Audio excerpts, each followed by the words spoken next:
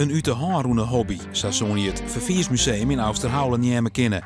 Tjenjelien oprichten toch oud-buschauffeurs. Het begin wie liedskalig, maar na de laatste verbouwing worden de ambities hield iets groter. Je klimt een laddertje op en dan kan je kan nog hoger. Of je gaat naar beneden toe, maar ja, wij hebben doorgepakt. En dat is ook de reden dat we hier verbouwd hebben. Ons bezoekersaantal dat loopt enorm op. Onze doelstelling is dat we naar in ieder geval 20.000 bezoekers gaan. Het museum is voor €28.000 verspiekeren. De bus stiet nog heel iets centraal. Maar bijgelijks een uitstalling over de net meer bestaande verkeersmaatschappij NTM. Maar ook de skiertnis van bussenbouwer Smit op een Jouwer. Nee is een aparte ruimte voor modeltreinleefhavens. Je hebt een hoop mensen die ook in het treinenwereldje zitten en dit trekt enorm. We krijgen overdag een hoop mensen die hier, die vinden dit geweldig. Een stukje gras leggen en dat werk. Lampjes, hieronder ligt, ik weet wel niet hoeveel kabel, dat allemaal. Ja, die zijn mensen die vinden het prachtig om te doen.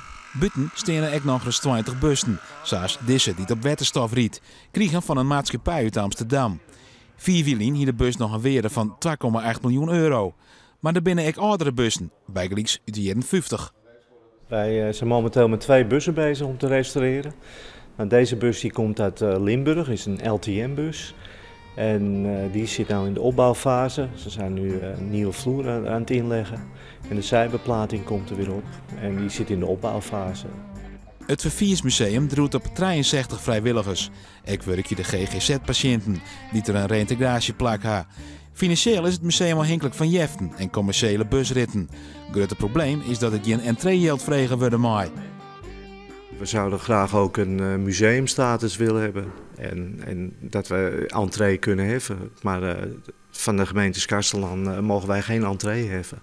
Omdat dit een bedrijventerrein is. De gemeente die zegt er zit een heel andere status op deze grond hier en daardoor mogen wij geen entree heffen. Op steun 28 mei is de officiële opening van het verbouwde museum.